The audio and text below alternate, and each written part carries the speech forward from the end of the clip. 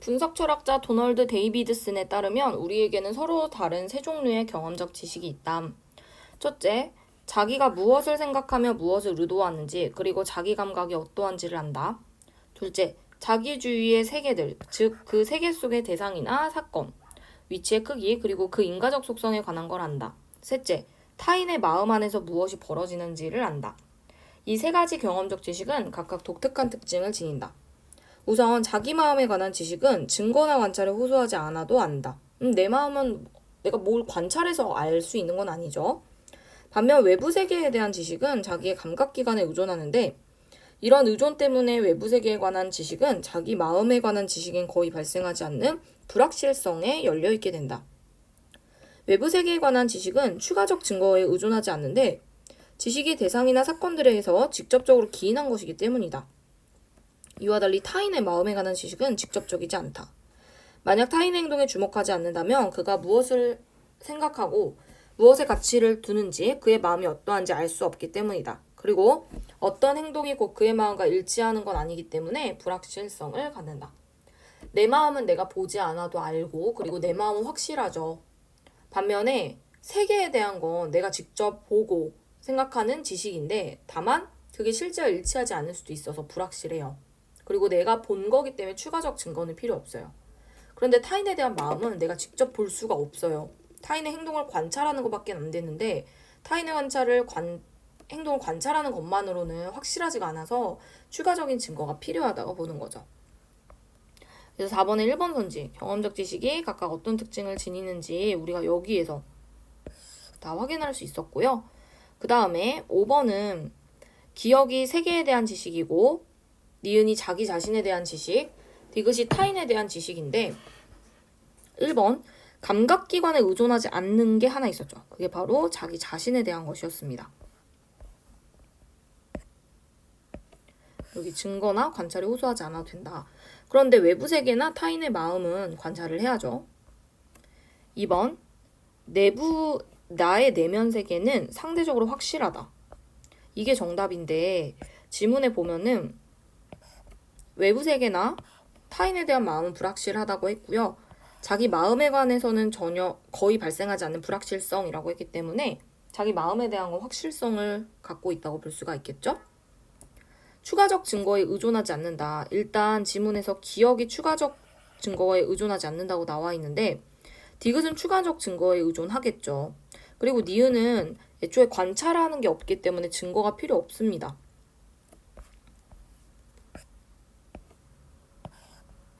그 다음에 4번 대상이나 사건에서 직접적으로 기인한다. 일단 내 마음은요, 대상으로부터 오는 게 아니죠. 그 다음에 직접적으로 기인한 거는 외부 세계이고, 타인의 마음은 직접적으로 기인할 수 없다고 나와 있었어요.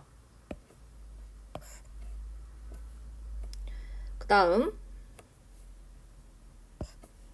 5번 관찰에 호소하지 않아도 안다. 그건 니은밖에 없죠. 나머지는 관찰이 필요합니다. 자, 그 다음에 이 문단. 이 세 종류의 경험적 지식에 대해 어떤 학자들은 자기 마음에 관한 지식을 우선시하여 관계를 설명했다. 자기 마음에 관한 지식의 직접성, 그리고 상대적인 확실성 때문인데, 그러고 나서 그것으로부터 외부 세계에 관한 지식을 도출하고 마지막으로 타인의 마음에 대한 지식을 그의 행동에 대한 관찰에 기초하여 도출했다. 물론 세 종류 경험에 대한 이러한 접근이 유일한 건 아니다. 또 다른 이들은 외부 세계에 대한 지식을 기초적으로 간주하고 나머지 종류의 것들, 예를 들어 자기 마음이나 타인의 마음을 그것과 관련 짓거나 환원하고자 했다. 데이비드슨은 데카르트에서 현재 이르는 이 철학자들의 역사 속에서 이런 접근들이 성공적이지 못했다고 보고 삼각측량 논증을 통해 이 세 가지 지식의 관계성을 설명했다고 합니다. 여기까지 봤을 때 4번에 5번 선지, 나쁘게 평가했기 때문에 확인이 가능합니다. 3문단 삼각측량 논증의 기본적 전제는 자기와 타인이 상호작용하는 동시에 공유하고 있는 외부 세계 속의 대상이나 사건이 삼중으로 상호작용하고 있다는 것이다. 데이비드슨은 대상이나 사건에 대한 자기의 반응과 타인의 반응을 이은 두 선의 교차점에 원인이 되는 대상이나 사건이 고정되는 것으로 보고 이것을 공통 원인이라고 보았다. 그러면 외부 세계가 있고 여기 자기 자신에 대한 마음이 있고 또 여기에 이제 타인에 대한 마음이 있는데 이 둘을 잇는 교차점에서 공통 원인이 있다는 거죠. 그런데 이 공통 원인을 고정하기 위해서는 자기와 타인이 각자 자신의 반응의 원인을 상대방의 반응의 원인과 서로 같은 것으로 여길 수 있어야 되고 그러한 사실을 서로 공유하는 동시에 알 수 있어야 된다. 즉, 뭐 나의 반응의 원인을 상대방도 알아야 되고 상대방의 행동의 원인을 내가 알아야 되고 뭐 이런 것들이 공유가 되어야지만 타인을 이해할 수 있는 건데 그걸 가능하게 해주는 게 언어적 의사소통이래요. 그래야지만 공통 원인을 알 수 있고 데이비드스는 자기와 타인이 언어적 의사소통을 통해 외부 속의 대상이나 사건에 대한 지식을 공유하고 있음을 서로에게 보여줄 수 있다고 보았다. 여기까지 봤을 때 4번 문제. 4번이 정답입니다. 언어적 의사소통이 나온 건 맞는데요. 그걸 가능하게 해주는 것을 말하진 않았고요. 3번 선지, 삼각 측량 논증에서 기본적으로 전제하는 거 첫 번째 줄에 나와 있죠.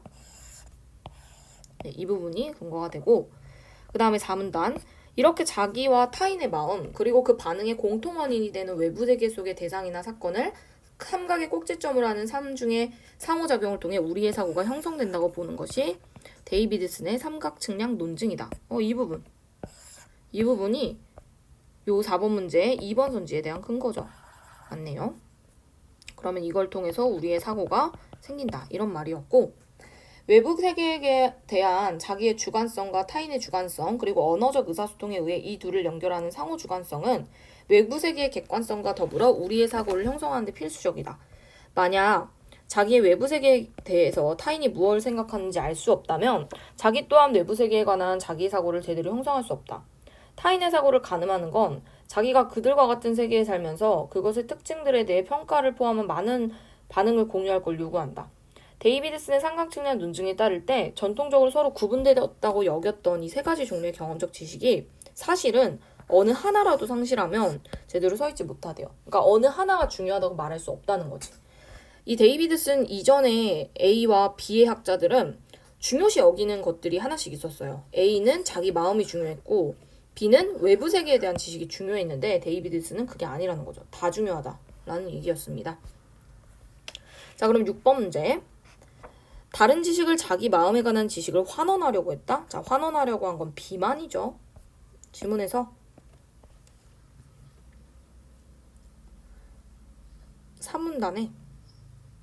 2문단에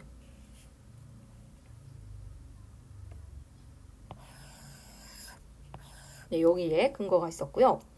어느 하나를 더 중요시 여긴 건 A, B 둘 다입니다. A는 자기 마음, B는 외부 세계에 대한 지식을 더 중요시 여겼죠. 그러니까 얘는 달리가 아니라 둘 다. 그리고 외부 세계에 관한 지식을 다른 지식보다 우선시 여긴 건 B밖에 없죠. 정답은 3번이고 자기 마음에 관한 지식으로부터 다른 지식을 도출하려고 한 건 A입니다. C는 셋 다 중요하다고 보았고요. 그 다음 상호 의존적 관계를 설명한 건 C였죠. 자, 7번 한번 볼게요. 삼각측량 논증에 따라서 지문을 이해하는 건데 아기와 함께 있던 아빠가 식탁 위에 있던 초콜릿을 가리키며 초콜릿이라고 말한다. 이때 아기가 그 초콜릿을 바라보지만 알아들을 수 없는 말을 웅얼거린다. 이 말은 언어적인 소통이 지금 안 되고 있다는 거죠. 점차 아기가 초콜릿처럼 들리는 말을 하자 아빠가 아기에게 초콜릿을 집어주었고 이 과정이 계속 반복됐대요. 어느 날 아빠가 초콜릿을 말하기 전에 아기가 먼저 식탁 위에 초콜릿을 가리키면 초콜릿이라고 말한다. 아빠는 미소를 지으며 아기에게 초콜릿을 주고 아기는 방긋 웃으며 초콜릿을 받는다. 이제 드디어 언어적인 소통이 이루어진 거죠.